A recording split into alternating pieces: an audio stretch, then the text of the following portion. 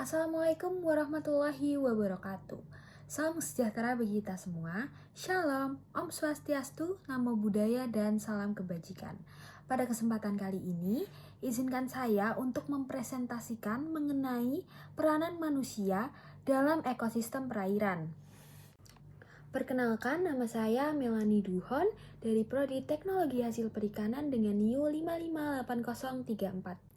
Sungai, danau, dan estuari merupakan bagian penting dari kehidupan kita. Ekosistem ini bukan hanya tempat hidup organisme air, tetapi juga sumber air minum, jalur transportasi, penyedia pangan, hingga penopang keseimbangan lingkungan. Namun sayangnya aktivitas manusia dapat membawa dampak besar terhadap kesehatan ekosistem tersebut, baik dampak positif maupun dampak negatif. Di video kali ini kita akan membahas fungsi ekosistem perairan, dampak manusia, sampai upaya yang bisa dilakukan untuk menjaga kelestarian perairan. Sebelum membahas dampaknya, kita perlu memahami dulu apa itu fungsi dari ekosistem perairan. Sungai berfungsi sebagai jalur aliran air, tempat transportasi, sumber air irigasi, habitat biota, dan pendukung kehidupan masyarakat. Danau berfungsi untuk menyimpan air dalam jumlah besar, menjadi habitat ikan dan tumbuhan air, serta berperan dalam pengaturan iklim mikro. Sementara itu, estuari merupakan pertemuan air tawar dan air laut yang merupakan wilayah yang sangat produktif. Banyak organisme penting seperti ikan, udang, dan juga kerang berkembang biak di dalam estuari. Estuari juga berfungsi sebagai pelindung pantai dari abrasi dan penyangga ekosistem mangrove. Semua fungsi ini membuat ekosistem perairan tak akan tergantikan bagi manusia. Sekarang kita akan masuk ke bagian yang paling krusial, yaitu dampak negatif manusia. Terdapat 3 kategori besar, yaitu polusi, perubahan habitat, dan introduksi spesies invasif. Langsung saja yang pertama yaitu polusi merupakan dampak terbesar yang dirasakan ekosistem perairan. Berbagai jenis polusi antara lain polusi plastik yaitu sampah plastik dari aktivitas rumah tangga, industri, dan perkotaan yang terbawa ke sungai hingga ke laut. Yang kedua ada polusi nutrien yaitu limbah yang kaya nitrogen dan fosfor dari pupuk pertanian dan deterjen yang menyebabkan eutrofikasi. Yang ketiga ada polusi kimia, yaitu zat berbahaya seperti DDT, pestisida, dan logam berat yang dapat terakumulasi di tubuh suatu organisme. Yang keempat ada polusi sedimen, yaitu penggundulan hulu sungai, penebangan vegetasi, dan alih fungsi lahan menyebabkan erosi yang besar. Yang terakhir, yang kelima yaitu oil spill.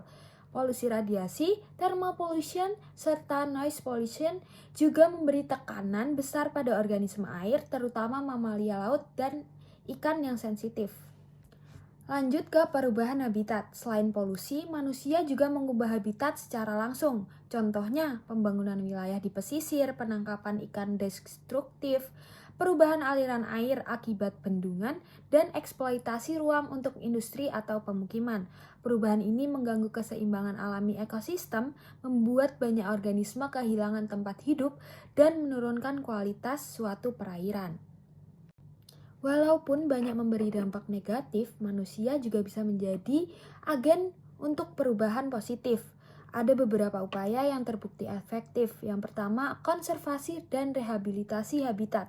Melalui hal tersebut, daerah resapan air, rehabilitasi sungai, restorasi mangrove, hingga teknik riparian engineering untuk mengurangi erosi, manusia dapat memulihkan kesehatan ekosistem perairan. Lanjut ada rekayasa ekosistem sungai atau danau, yaitu pengendalian banjir, manajemen aliran sungai, hingga irigasi yang lebih terukur.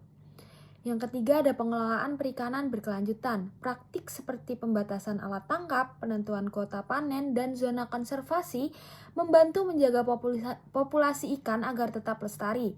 Yang keempat ada ekowisata dan edukasi lingkungan. Contohnya ekowisata mangrove di Wonorejo di Surabaya yang menggabungkan pariwisata dengan edukasi sehingga lanjut ke penyeimbangan kebutuhan manusia dan kelestarian ekosistem. Pertanyaan yang besar sering muncul yaitu bagaimana kita menyeimbangkan kebutuhan manusia dengan kelestarian ekosistem perairan. Jawabannya adalah kerjasama antara 3 pihak utama. Yang pertama, masyarakat, melalui perilaku bijak terhadap limbah, konservasi lokal, dan juga edukasi. Yang kedua, komunitas dan lembaga sipil, dengan program rehabilitasi, kampanye lingkungan, dan juga kerjasama di daerah-daerah tertentu. Yang ketiga yaitu, bagian terpenting adalah pemerintah, membuat regulasi, mengawasi pengelolaan limbah, dan menegakkan hukum terhadap pelanggaran lingkungan. Mungkin cukup sekian yang dapat saya sampaikan. Terima kasih, kurang lebihnya mohon maaf. Wassalamualaikum warahmatullahi wabarakatuh.